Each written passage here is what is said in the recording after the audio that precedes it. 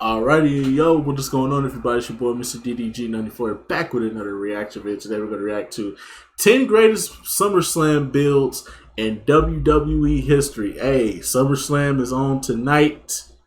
We're going to get right. We're going to get it right. I'm going to definitely be watching that while I'm at work. But anyways, though, without further ado, let's get right into this, though. Hopefully this SummerSlam is good. I don't know who's gonna win this matchup right here. All I know is this: that nigga Jay need to work on. That nigga Jay need to talk to his barber about his fade, my nigga. Jay walking around here with no fade, bro. He got no fade, no taper, no nothing. Just a straight up mullet with the shit shaved off on the side, looking like he did that shit himself, bro.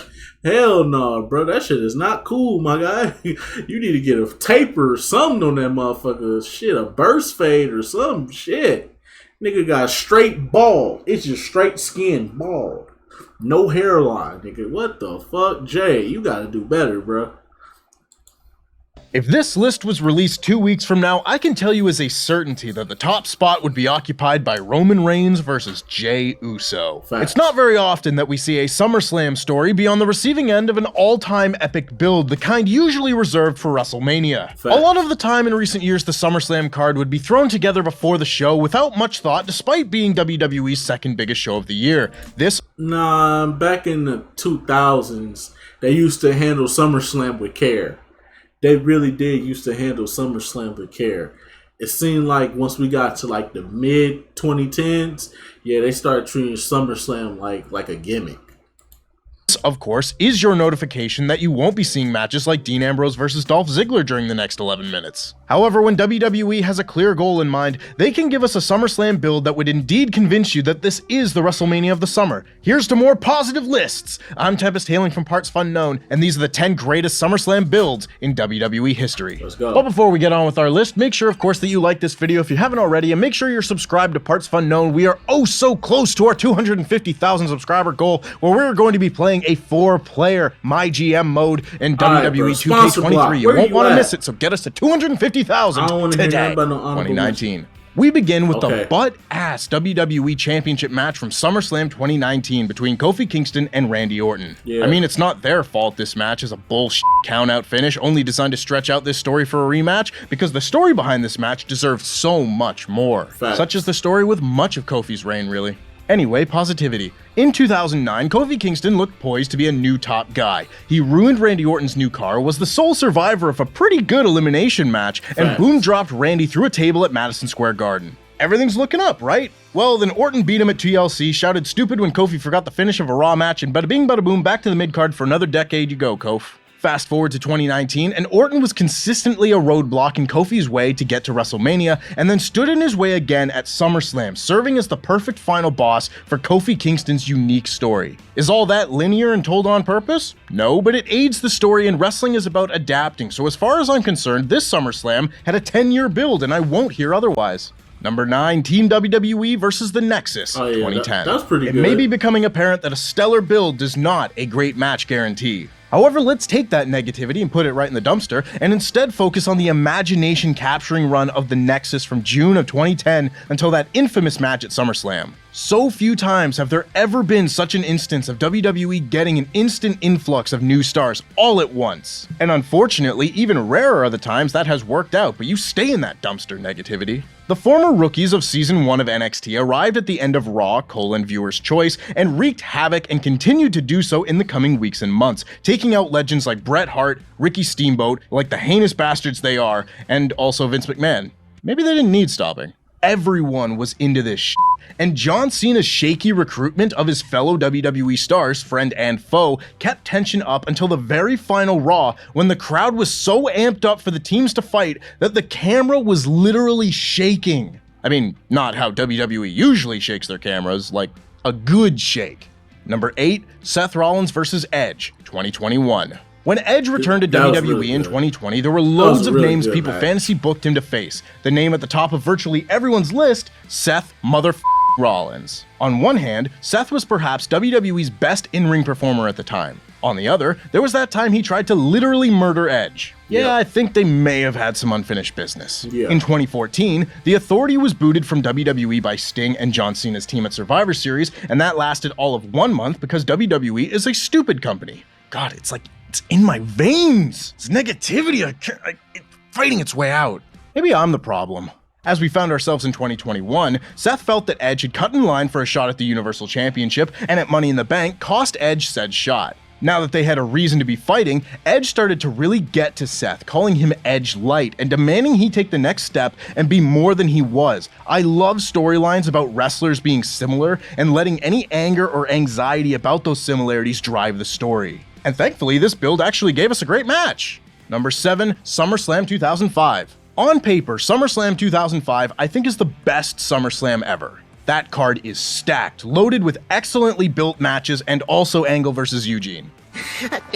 Would you get out of here? SummerSlam 05 has the quadruple feature of the excellently soap opera. I see why you said it now. Because I was thinking to myself, like, nah, Chief, I don't know about that one, Chief. I've seen some better ones back in the Attitude Era, but nah. I had to remind myself of who was all on this fucking card, and then the Dominic, Rey Mysterio, Eddie Guerrero met. Oh my god, wild ass storyline, by the way, wild storyline. But dog, did it work? Mysterio family custody battle, the blisteringly blurred lines of Matt Hardy and Edge's love triangle with Lita, the increasingly ridiculousness of The Undertaker's year-long rivalry with Randy Orton, and quite possibly the most entertaining promo work of Shawn Michaels' second WWE run, building up his climactic match with Hulk Hogan. HBK's heel run in the summer of 05 was a thing of beauty. The heel turn on Hogan, the Larry King parody, and, of course, Who's Your Daddy, Montreal? It is a loaded show, and I haven't even mentioned the world title matches. Best ever on paper. If only there weren't little things wrong with the big matches. Hey! Number 6, Edge versus The Undertaker. Yeah, that was a great 2008. match. Surely I can't be negative about that. The Undertaker's feud with Edge was over a year long, beginning when Edge was a sneaky little sausage and cashed in Money in the Bank on Zombie Joe in May 2007 before tormenting him until WrestleMania and beyond. By the summer of 2008, Edge and Vicky Guerrero had forcibly removed the dead man from the company, but then Edge cheated on his woman and she made him fight an immortal wizard in a box. That's why you stay faithful, lads. The SummerSlam 08 pay-per-view cycle was loaded with fantastic character work from Edge, who one could classify as deranged, singling out Mick Foley to tell him what he needed to do to succeed inside Hell in a Cell, given Foley's history with the Stip, with Undertaker, and with Edge. Foley told Edge that he needed to look within himself and find the Edge that had speared him through a flaming table and made him say that he was the best wrestler in the world, otherwise Undertaker would tear him apart. Edge accepted this constructive criticism and killed Mick Foley, sending him to the hell that was TNA. I mean, that is sadistic. It's not negativity if it's aimed at TNA. The whole build was incredibly psychological, with Edge at the forefront, one of the best storytellers of his time. Number 5, CM Punk vs. Jeff Hardy, 2009. That was a good Nowhere match in the too. contract does it say, under any circumstances, do not cash in on Jeff Hardy. That has always been one of my favorite quotes of this excellent rivalry. It perfectly encapsulates why the first WWE heel turn of CM Punk was so effective. It's a much slower heel turn than people remember, taking almost a full month before his turn is solidified after cashing in on Jeff Hardy at Extreme Rules. Punk was prepared to keep his morals because, in reality, he didn't do anything wrong. He just happened to step on someone more beloved than he was, thus the constant vitriol from the fans eventually had Punk lean in and say, alright, f*** you, I don't want to be a hero to you anyway. But even still, while definitely much more of a cock than he was previously, he still wasn't telling lies. That's his thing now, right? Punk was living a clean lifestyle while Jeff Hardy was a quote-unquote free spirit, and yeah, one of those is safer and healthier for sure, but like, stop being a dick about it. The best kind of heel work. A dick, but right.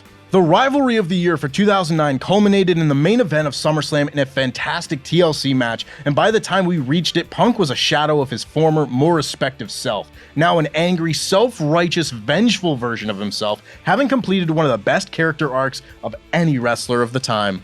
Number 4, Bret Hart vs. Owen Hart, 1994. Boy, does WWE love the brother versus brother story. Matt versus Jeff, Taker versus Kane, Edge versus Christian, but take it back to the start and you will find Bret and his brother Owen. Holders of the crown of best opening match in WrestleMania history, matters had been escalating since Survivor Series through the Royal Rumble, and they weren't yet settled with Owens' win at WrestleMania 10. Bret winning the WWE Championship later in the show didn't make Owen feel like the most important heart of the night, and he just wouldn't stand for that, winning King of the Ring and being his entertaining Owen Hart self until he and Bret met once again, this time in a steel cage match at SummerSlam 1994. There weren't very many long-term stories culminating at SummerSlam back in those days, and I suppose one could have put The Undertaker versus quote-unquote The Undertaker on this list, but one would have to have different tastes in wrestling than I. Could have said something negative there, but I'm working on it. Number 3, Triple H versus The Rock versus Kurt Angle, 2000. Now, granted, The Rock, the WWF champion, the biggest star in the industry at the time, was absolutely the third wheel in his own SummerSlam main event. That being said, the remaining 2 wheels made up one of the best storylines in WWE history. Well, maybe like 3/4 of a great story. They were almost there, which means I get to be 3/4 positive for this one. The Triple H, Kurt Angle, Stephanie McMahon love triangle could be looked at as the peak of WWE's soap opera and spandex style of storytelling, with everyone playing their roles to perfection and a wrestling belt drifting in and out of focus. Is the actual pay-per-view cycle prior to SummerSlam 2000 actually messy as hell? Absolutely. Did they botch the end of the storyline beyond belief because of Triple H's ego? Unquestionably. But this storyline playing out over the course of the summer was the best story of WWE's most consistently great year, and if I had a TV and a credit card in 2000, you can bet my 3.5-year-old ass would have bought this pay-per-view because of it. Facts. Number 2, The Fiend versus Finn Balor, 2019. And now for something completely different. I maintain that the only reason people wet themselves over the thought of The Fiend was this period of time. And also the Firefly Funhouse match, yes, that too, but really, it is this build-up and this payoff. It had been some time since we had seen healed Bray Wyatt teaming with Matt Hardy in 2018, and when we got to the spring of 2019, most of WWE was pretty terrible, and amidst the mess was a brand new Bray Wyatt character. A much more different version of the character than we had seen before. I thought Matt was supposed to be the broken one. Every week, the Mr. Rogers Bray would let audiences in little by little, and then boo! Scary clown demon. Hands up if you expected that. We were then shown flashes of the Fiend, not enough for us to get a eye ache looking at him with an incessant red light, just glimpses, so when it came time for the Fiend to actually do the wrestle, everyone was incredibly intrigued by what we were going to see. It genuinely is mind-blowing to think that this build, full of subtlety, nuance, and patience, was taking place the same time as shit like this, or this, or this, or this, or this. Whoa, okay, too much negativity even for me. Let's go out on the highest of notes, only positivity from here on out. And number 1, Triple H versus Shawn Michaels, 2002. Is this storyline wacky? Of course, and I do not at all feel inclined to take points away from a pro wrestling grudge match for being wacky. Some people have ring rust after being away for a couple of months with an injury, and then there's Shawn Michaels, who can step back into a WWE ring for the first time in 4.5 years and be the best in the business. One of a kind. The anticipation of HBK's first match back was palpable, brought on by the incredible work done by Triple H, Shawn Michaels, and everyone else involved to make Shawn seem as believably close to permanent injury as possible, while in reality, yeah, he was alright. And all of that isn't even considering the mountain of history shared between Trips and HB Shizzle. The countless layers of real and kayfabe love and heat between them, making for maybe the most hotly anticipated SummerSlam match of all time. And again, I must reiterate that this was Shawn Michaels coming out of retirement. And it was good! Unlike that other time! And that's our list. Make sure, of course, that you like this video, subscribe if you haven't already, and check out this clip from last week. Alrighty, that's just gonna about do it for this one. I'll see y'all in the next video. Till then, peace out.